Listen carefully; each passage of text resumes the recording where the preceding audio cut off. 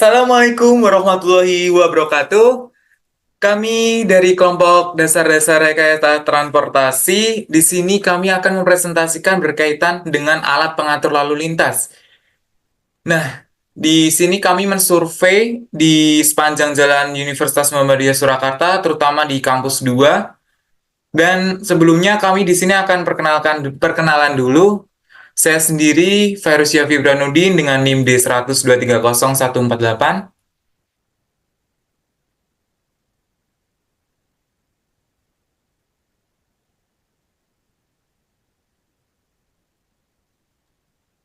Saya Uki Bayu Murofi dengan NIM D100230151. Saya Yusuf Asidik dengan NIM D100230244. Saya Ryan Asal Maulana. Channel 147.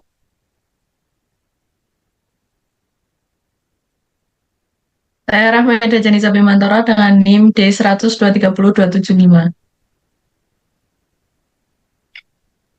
Saya Muhammad Sotikal Kafi dengan NIM D100230143.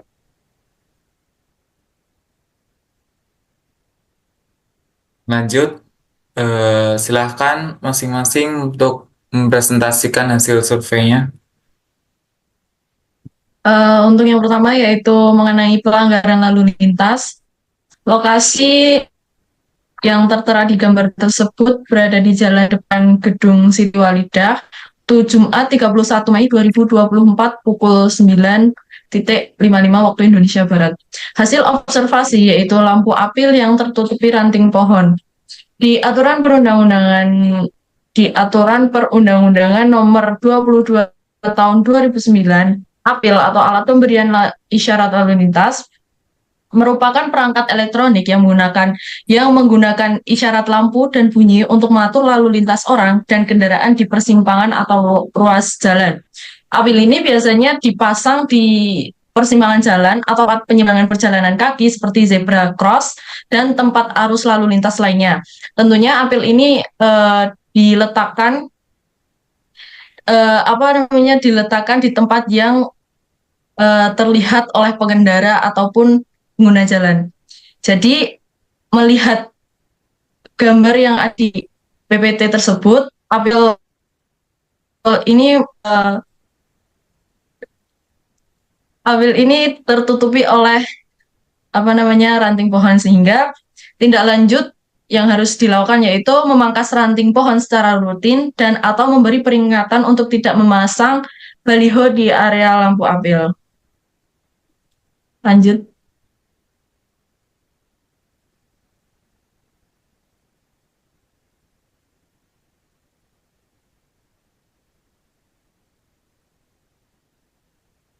Untuk yang kedua yaitu rambu batas kecepatan maksimal yang merupakan alat pengatur lalu lintas yang berada di lokasi jalan bagian timur Gedung Siti Walidah waktu Jumat 31 Mei 2024 pukul 09.55. Rambu batas kecepatan maksimal ini diatur dalam Perundang-undangan Nomor 22 Tahun 2009 tentang Lalu Lintas Angkutan Jalan serta Peraturan Menteri Perhubungan Nomor 111 Tahun 2015 yang berisi tentang tata cara penetapan batas kecepatan.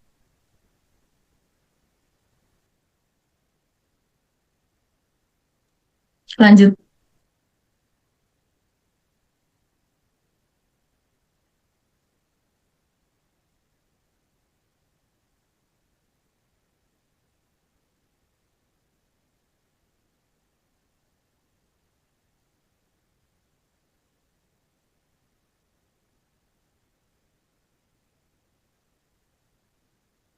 Ya, yang berikutnya yaitu ada pelanggaran lalu lintas, yaitu parkir sembarangan.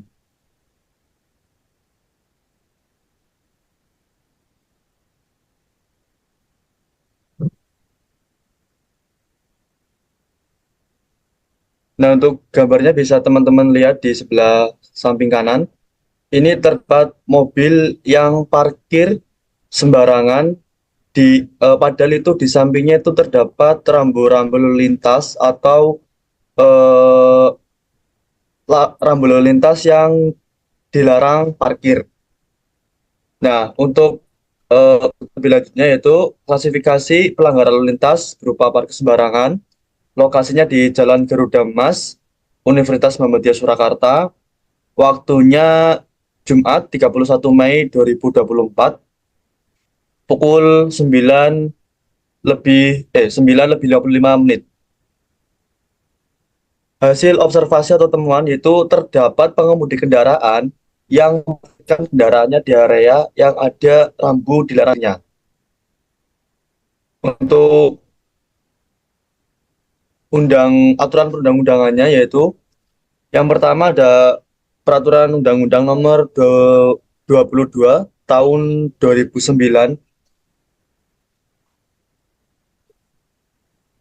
tentang lalu lintas dan angkutan jalan atau UU LLAJ pasal 3 ayat 1, 2, 3, dan 4, pasal 118 dan pasal 287 ayat 3.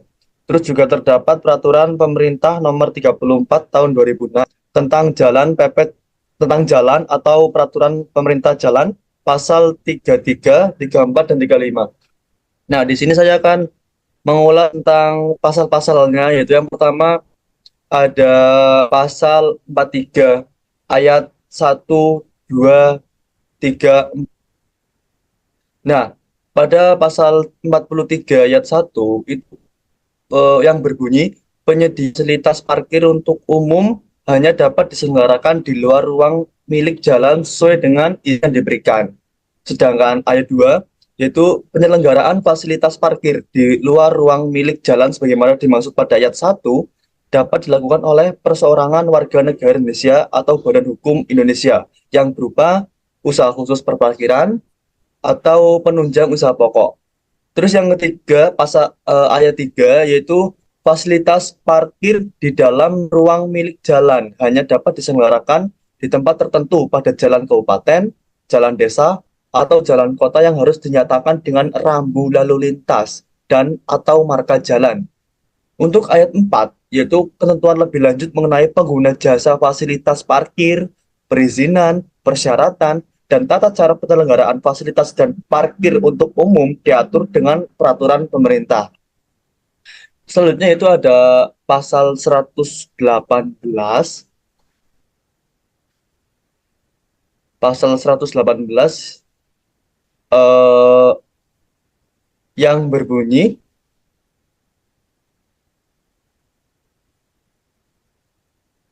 yaitu selain kendaraan bermotor umum dan trayek, setiap kendaraan bermotor dapat berhenti di setiap jalan, kecuali terdapat rambu larangan berhenti dan atau marka jalan yang bergaris utuh.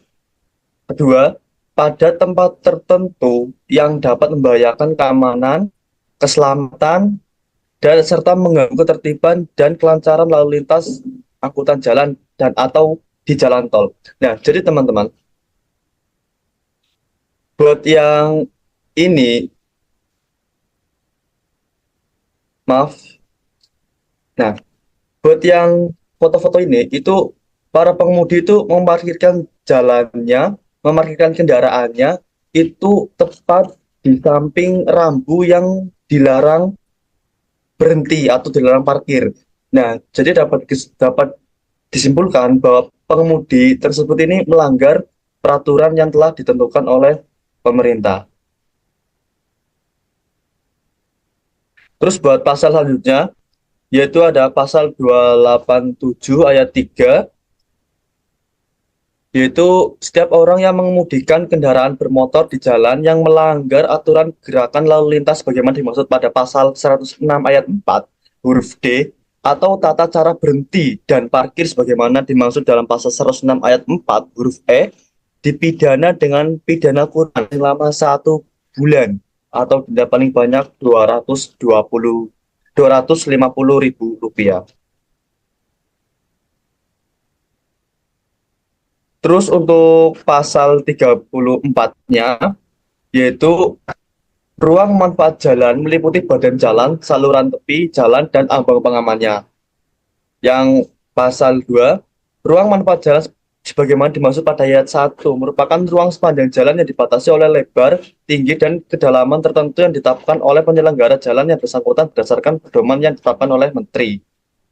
Ayat 3, ruang manfaat jalan sebagaimana di ayat 1 hanya diperuntukkan bagi median, perkerasan jalan, jalur pemisah, bahu jalan, saluran tepi, jalan trotoar, lereng, amban pengaman, timbunan, dan galian, gorong-gorong, perlengkapan jalan, dan bangunan perlengkapan lainnya.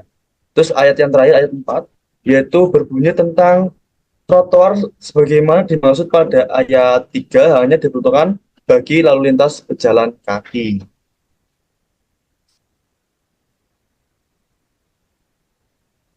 Untuk tindak lanjutnya, yaitu perlu mendapatkan sanksi tegas berupa teguran lisan, tertulis, surat tilang, penyitaan kendaraan sementara, dan denda uang sesuai ketentuan undang-undang dan pidana penjara.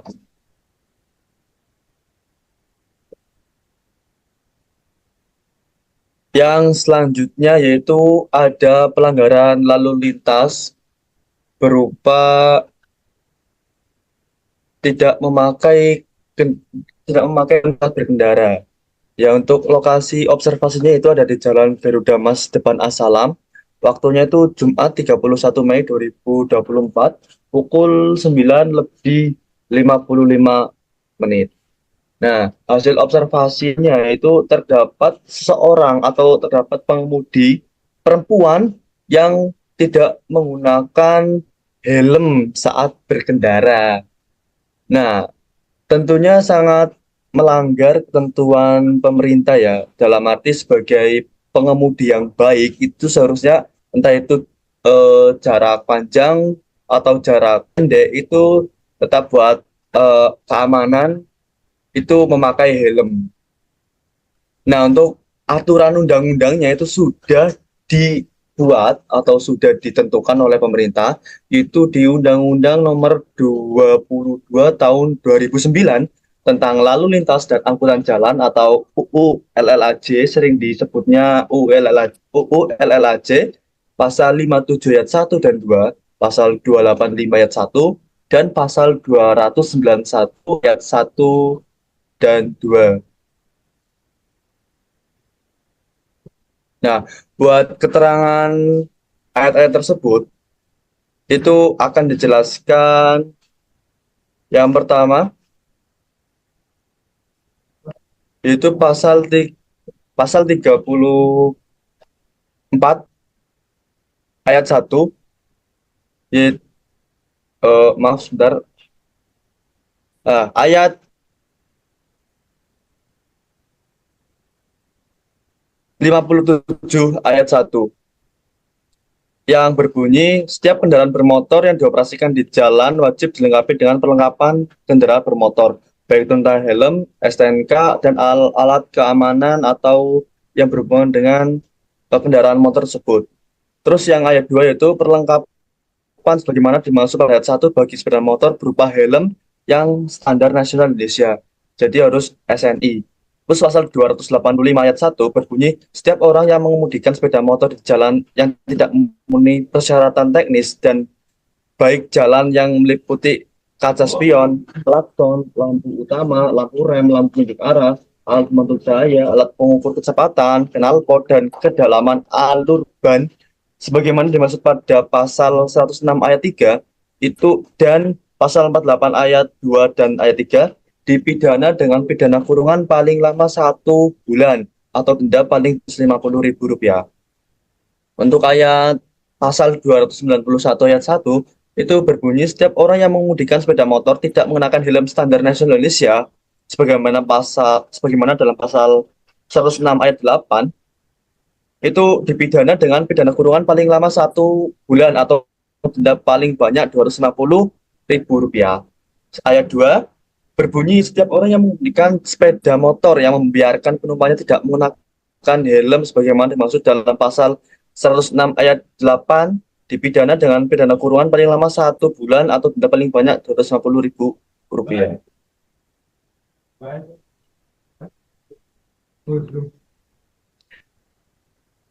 Jadi buat tindak lanjut untuk orang yang tidak memakai helm saat berkendara, yaitu perlu mendapatkan sanksi tegas berupa teguran lisan, tertulis, surat tilang, mendapat denda atau pidana penjara, dan melakukan sosialisasi dan evaluasi secara bertahap. Nah, yang dimaksud dengan sosialisasi dan evaluasi secara bertahap, itu kita mensosialisasikan kepada seluruh masyarakat yang mengenai tentang pentingnya menggunakan helm saat berkendara. Tentunya helm yang standar Indonesia ya, SNI, standar nasional Indonesia. Dan setelah kita melakukan sosialisasi, itu kita tetap memantau secara berkala atau mengevaluasi lah kinerja masyarakatnya itu dalam kesadarannya itu bagaimana. Nah, kita bisa memantau dengan cara sebagai aparat negara ya, abdi negara, itu bisa memantau dengan cara langsung terjun ke lapangan atau memantau dengan CCTV. Seperti itu.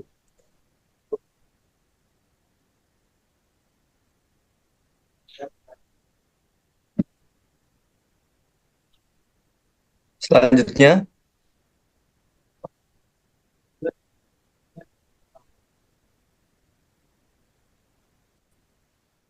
Baik, siap. Selanjutnya, dipersilahkan teman saya. Selanjutnya, terdapat saran untuk pemasangan lampu hazard pada pertigaan asalan, yang di mana wilayah tersebut lumayan padat kendaraan yang lewat. Karena kita bisa melihat ke dalam beberapa undang-undang dan peraturan. Yang pertama ada Undang-Undang Nomor 22 Tahun 2009 tentang Lalu Lintas dan Angkutan Jalan, Pasal 25. Pada poin pertama, penyelenggara jalan wajib menyediakan perlengkapan jalan untuk menjamin keamanan, keselamatan, ketertiban, dan kelancaran lalu lintas. Untuk poin yang kedua, perlengkapan jalan termasuk rambu-rambu lalu lintas. Kemudian terdapat peraturan pemerintah nomor 79 tahun 2013 tentang jaringan lalu lintas dan angkutan jalan. Pada pasal 35 poin yang pertama, penyelenggara jalan wajib menyediakan dan memelihara perlengkapan jalan berupa rambu lalu lintas. Dan untuk yang poin kedua, rambu-rambu lalu lintas harus dipasang pada tempat yang mudah dilihat dan dibaca oleh pengguna jalan serta memenuhi persyaratan teknis.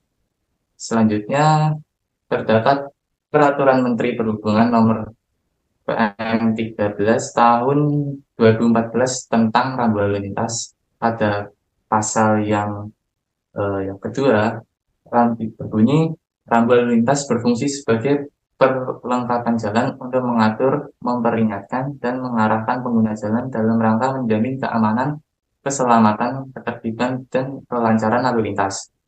Kemudian terdapat di pasal 3 juga, poin yang kedua, rambu lalu lintas harus dipasang pada tempat yang strategis sehingga mudah terlihat dan terbaca oleh pengguna jalan. Lanjut.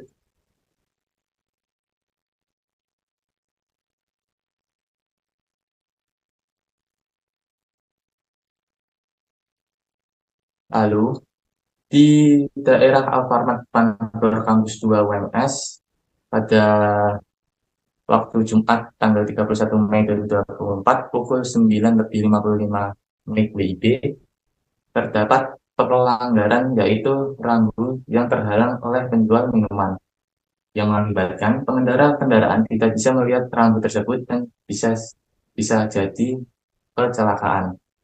Oleh karena itu, pemerintah bisa memindahkan rambunya ke tempat lain atau pembersihan area tersebut supaya rambunya terlihat oleh pengendara kendaraan yang ada di jalan.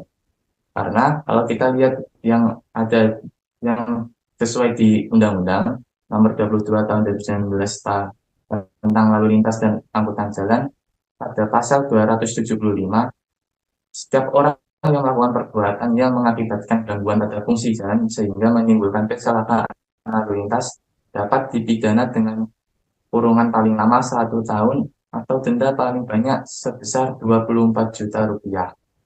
Untuk poin yang kedua, termasuk dalam gangguan fungsi jalan adalah menutup atau menghalangi rambu-rambu lalu lintas sehingga tidak terlihat oleh pengguna jalan. Lalu, terdapat peraturan pemerintah nomor 79 tahun 2013 tentang jaringan lalu lintas dan angkutan jalan. Ada pasal 34 menyebutkan bahwa poin 1, penyelenggara jalan wajib memastikan perlengkapan jalan termasuk rambu lalu lintas dalam kondisi baik dan tidak terhalang. Poin yang kedua, dalam hal terdapat rambu lalu lintas yang terhalang atau rusak, penyelenggara jalan wajib segera memperbaiki atau membersihkan halangan tersebut. Bisa dilanjut? Ya, terima kasih untuk selanjutnya. Teman saya yang bagiannya, silahkan. Ya, selanjutnya yaitu seperti apa yang sudah dijelaskan di awal, ya, seperti di perempatan Asalam, ya, ini gambar ini termasuk atau gambar yang ada di perempatan Garuda Mas Minso. Seperti pada pertigaan di Asalam juga memerlukan pemberian lampu hazard atau hati-hati pada persimpangan tersebut. Waktunya yaitu Jumat 31 Mei 2024 pukul 09.55 waktu Indonesia Barat. Untuk aturan undang-undangnya yaitu Undang-Undang Nomor 22 Tahun 2009 tentang Lalu Lintas dan Angkutan Jalan. Pasalnya 28 yang bunyinya setiap jalan yang digunakan untuk lalu lintas umum wajib dilengkapi dengan perlengkapan jalan termasuk rambu-rambu lalu lintas. Yang kedua yaitu Peraturan Menteri Perhubungan PM 13 tahun 2014 pasal 2 tentang rambu lalu lintas, dan untuk poin yang ketiga itu Undang-Undang Nomor 23 tahun 2009 tentang lalu lintas dan angkutan jalan pasal 25. Untuk undang-undang atau peraturan yang nomor 2 dan nomor 3 itu isinya itu sama-sama kayak yang Undang-Undang Nomor 22 tahun 2009 tentang lalu lintas, yaitu setiap jalan harus dilengkapi dengan perlengkapan jalan seperti rambu-rambu atau lampu kuning, hati-hati, dan lain sebagainya. Dan tindak lanjut yang harus dilakukan adalah melakukan pemasangan lampu kuning atau lampu hati-hati pada perempatan tersebut. Dan jika diperlukan juga bisa memasang rambu hati-hati. Mengapa? Karena pada persimpangan tersebut atau perempatan tersebut sering kendaraan yang dari arah selatan maupun utara itu mengendarai motor dengan kecepatan yang tinggi sehingga bisa mengakibatkan kecelakaan dan lain-lain. Jadi harus melakukan pemasangan lampu hati-hati atau rambu hati-hati atau lampu kuning hati-hati. Selanjutnya,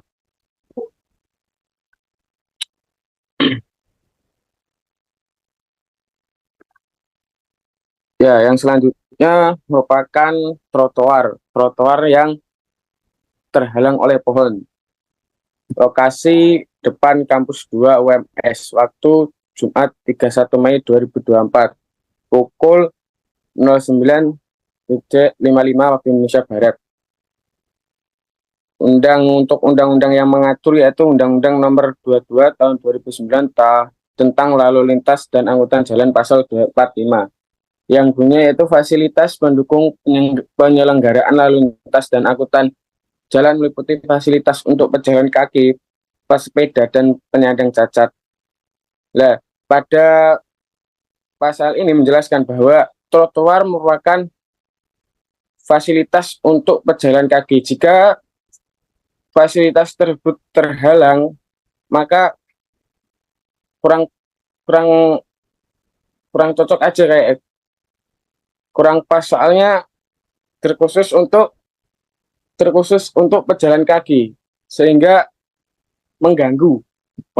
Untuk peraturan pemerintah nomor 34 tahun 2006 itu merupakan peraturan yang isinya sama dengan peraturan yang pertama tentang trotoar diperuntukkan untuk pejalan kaki, dan tindak lanjutnya yaitu melakukan penebangan pada pohon tersebut dikarenakan trotoar merupakan akses yang diperuntukkan untuk pejalan kaki. Jika terhalang atau tengah ada pohon seperti gambar di samping, akses untuk pejalan kaki menjadi terganggu. Seharusnya tindak lanjut yang dilakukan adalah penebangan pohon yang ada di situ. Terima kasih. Baik, terima Next. kasih.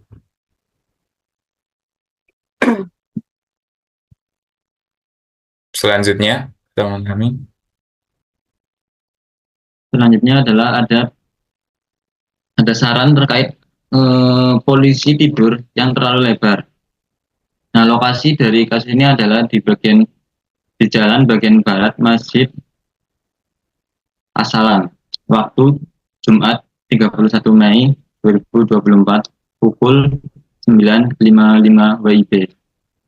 Dari hasil observasi, temukan sebuah polisi tidur yang tidak sesuai dengan peraturan yang berlaku, yang mana aturan tersebut diatur dalam Undang-Undang Nomor 22 Tahun 2009 Lalu Lintas dan Angkutan Jalan Pasal 1 Angka 6. Kemudian juga ada Peraturan Menteri Perhubungan Nomor 82 Tahun 2018 tentang alat pengendali dan pengamanan pengguna jalan. Tindak lanjut dari kasus tersebut adalah segera memperbaiki polisi tidur tersebut sesuai dengan ketentuan yang berlaku ataupun membuat ulang polisi tidur tersebut. Karena apa? Karena apabila polisi tidur yang tidak sesuai dengan aturan yang berlaku justru dikhawatirkan akan berdampak pada hal yang tidak diinginkan. Jadi yang awalnya polisi tidur bertujuan untuk mengendalikan lalu lintas justru akan memberikan dampak negatif seperti contohnya kemacetan, kecelakaan yang hingga dapat mengakibatkan adanya korban jiwa. Lanjut.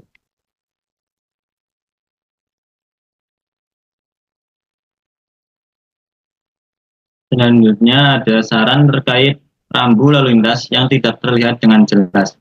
Lokasi terdapat di Jalan Ahmad Yani, tepatnya di depan Gedung Induk Siti Walida. Waktu pukul 31 Mei 2024 pada pukul 9.55 waktu Indonesia Barat. Dari hasil observasi ini ditemukan sebuah rambu lalu lintas yang tidak terlihat dengan jelas karena cat yang mulai luntur ataupun memudar. Hal tersebut tentunya dapat membahayakan pada pengemudi karena apabila rambu lalu lintas tersebut tidak terlihat dengan jelas, tentunya para pengemudi juga tidak dapat melihat dengan jelas saat berkendara sehingga dapat menimbulkan sebuah kecelakaan. Aturan dari kasus tersebut terdapat pada Peraturan Pemerintah Nomor 79 Tahun 2013 tentang Jaringan Lalu Lintas dan Angkutan Jalan, Pasal 34.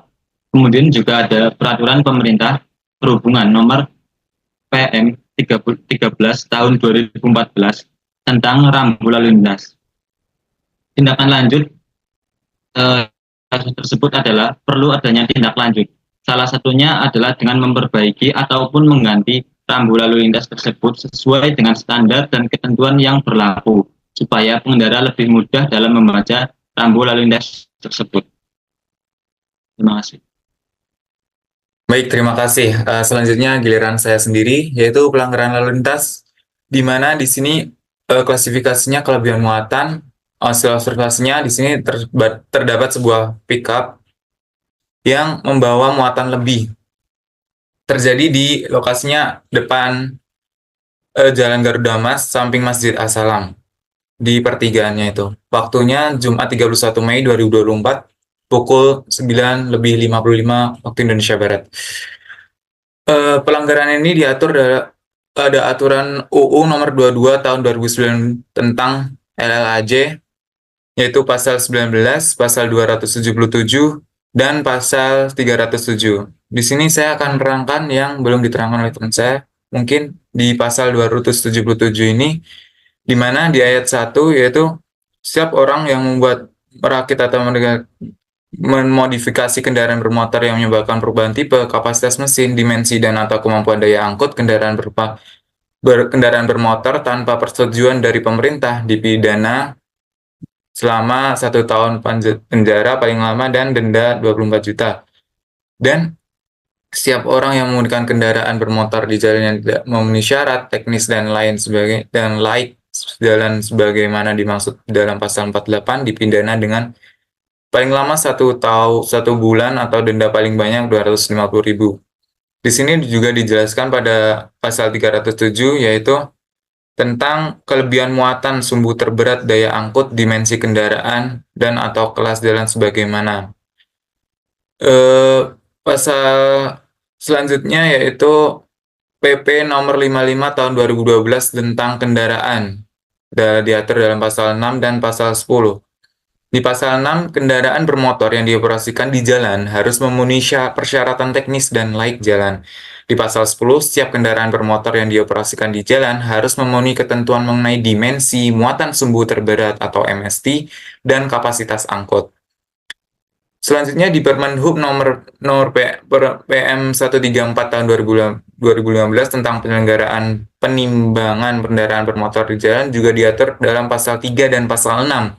Pasal 3 sendiri yaitu kendaraan bermotor yang dioperasikan di jalan wajib memenuhi ketentuan mengenai muatan sumbu terberat dan kapasitas angkut. Dan selanjutnya di pasal 6 penimbangan kendaraan bermotor di jalan dilakukan untuk memastikan kepatuhan terhadap ketentuan muatan. Dan oleh sebab itu, adanya kejadian ini sebagaimana kita tindak lanjutnya yaitu pertama penegakan hukum di lapangan, seperti penimbangan, pemeriksaan di pos, petugas lalu lintas atau petugas dari Dinas Perhub melakukan pemeriksaan muatan di pos-pos tertentu. Yang kedua ada penerbitan surat tilang. Jika terbukti melanggar batas muatan yang ditetapkan, pengemudi akan diberikan surat tilang sebagai bukti pelanggaran. Dan yang selanjutnya yaitu mungkin pembayaran denda, pembayaran di tempat atau di pengadilan. Pengemudi dapat membayar denda di tilang di tempat jika ada fasilitas tersebut atau melalui mekanisme yang telah ditetapkan oleh pihak berwenang, seperti pembayaran di bank atau pengadilan. Selanjutnya,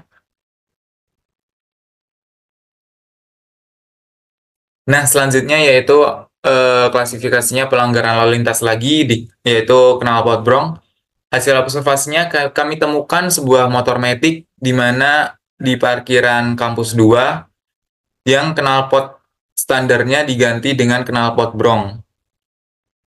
Lokasinya sudah waktu Jumat 31 Mei 2024 pukul 9.30 waktu Indonesia Barat. Ini diatur juga di dalam UU nomor 22 tahun 2009 tentang LAJ dan juga diatur dalam pasal 106, pasal 285, dan pasal 307, di mana pasal 106 yaitu setiap orang yang menggunakan kendaraan bermotor di jalan wajib mematuhi ketentuan yang dipersyaratkan mengenai perlengkapan kendaraan bermotor, termasuk knalpot yang sesuai dengan standar teknis yang telah ditentukan. Dan juga Peraturan Menteri Lingkungan Hidup nomor 7 tahun 2009 tentang ambang batas kebisingan kendaraan bermotor. Yaitu peraturan ini ditetapkan ambang batas kebisingan untuk kendaraan bermotor yang diukur dalam desibel atau dB. Kendaraan yang melebihi ambang batas kebisingan ini dianggap tidak memenuhi persyaratan teknis dan layak jalan. Contoh ambang batasnya seperti sepeda motor dengan kapasitas mesin 80 cc yaitu 77 dB, 80 cc hingga 175 cc yaitu 80 dB, dan 175 cc yaitu 83 dB. Dan untuk tindak lanjutnya, untuk knalpot brong ini yaitu pertama pemeriksaan dan dokumentasi.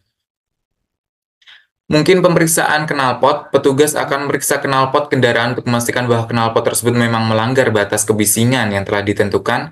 Dan pendokumentasian yaitu petugas akan mendokumentasikan pelanggaran dengan mencatat data kendaraan dan pengemudi serta mengambil foto atau video sebagai buktinya.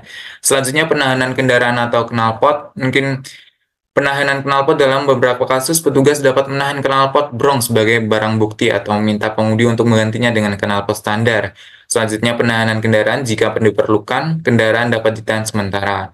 Selanjutnya yaitu mungkin pemantauan dan evaluasi.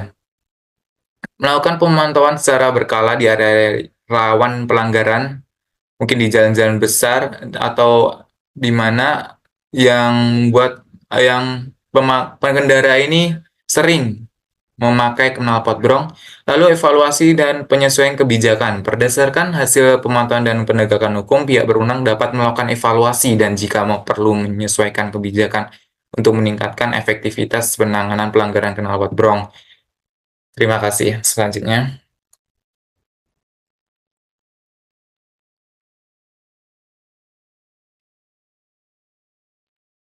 Oh, baik. Terima kasih. Mungkin sekian dari kelompok kami yang sudah menjelaskan beberapa hasil survei observasi yang kita lakukan di sepanjang jalan kampus 2 maupun di dalam kampus 2 UMS.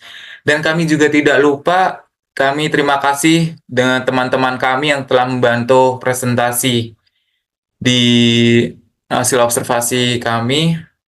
Dan juga terima kasih juga yang telah menonton video kami. Jangan lupa like, subscribe, dan kritik saran di link komentar. Oke? Terima kasih. Say goodbye dulu dong teman-teman. Assalamualaikum warahmatullahi wabarakatuh.